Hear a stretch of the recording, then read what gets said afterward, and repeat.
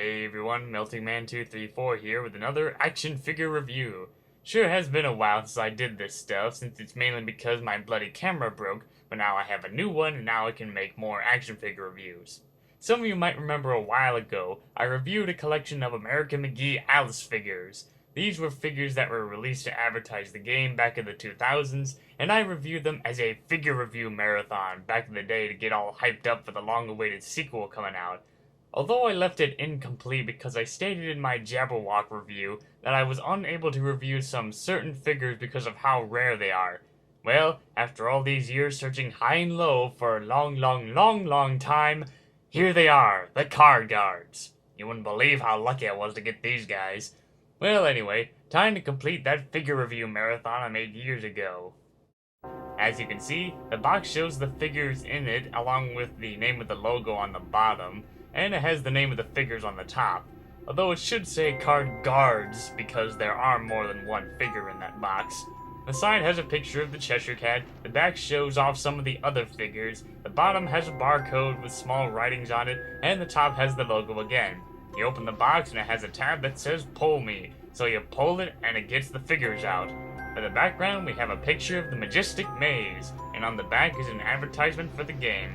Now the interesting thing is that this is the same background that was used for the Tweedle figures, and so you know I didn't review their boxes because they didn't come in the boxes when I got them off on eBay. Now then, let's look at the Heart and Spade cards first. They are about 6 inches tall and extremely thin, since they are cards. They are muscular men, so you can kinda see their abs, having stitches here and there, and they are designed with their respective designs of hearts and spades. On the back, we have a very well-detailed portrait of their backs full of vines and symbols. I do find it interesting that the Heart card guard has all these cracks on him, and is probably the only figure to have pupils, as the Spade card guard has this sleepy zombie look who's about ready to kiss someone. Yeesh! They each come with their own weapons that are about 8 inches tall, and I'm assuming it's supposed to be some kind of fancy axe or staff that they can carry around and chop off Alice's head.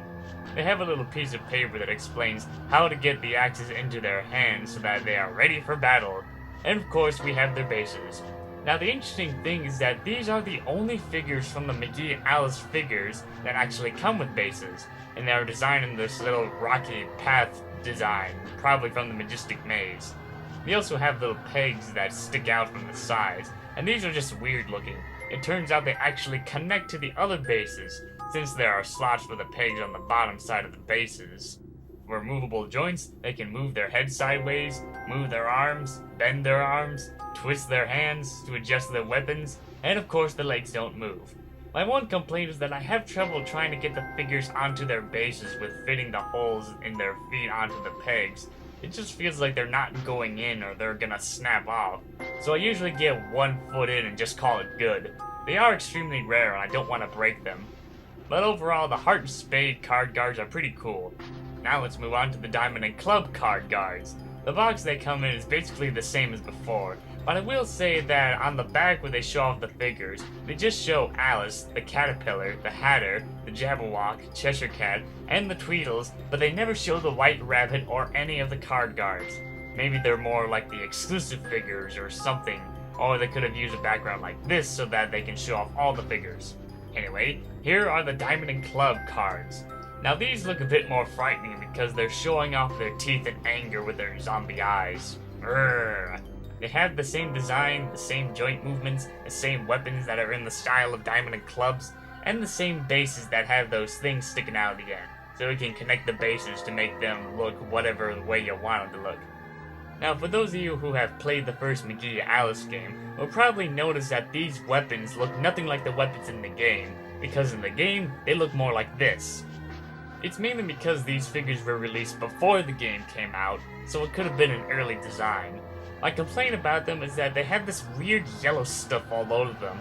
The club one is okay, but the diamond one looks like it went out and had a weird suntan. I'm not sure if you can see it, but there are some spots that have this like yellow blotch or something. I'm not sure if this is designed that way or something else. Oh well, the best I'm gonna get with finding these figures.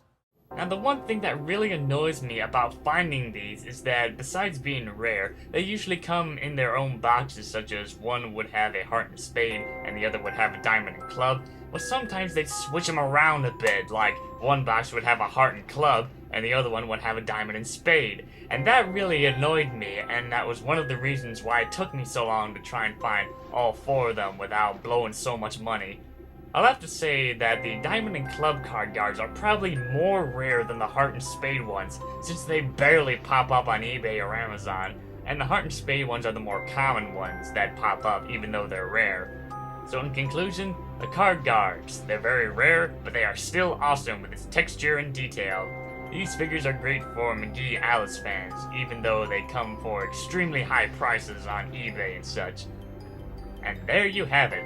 Besides all the fancy special editions of Alice, the White Rabbit, and the Mad Hatter, I basically reviewed every single American Mcgee's Alice figure that was made.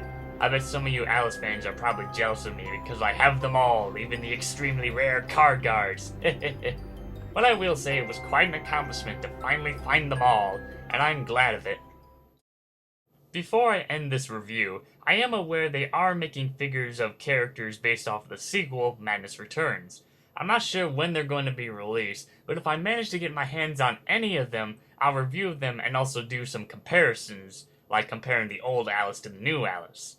Well, that's about it for me, so this is Melting Man 234 signing out.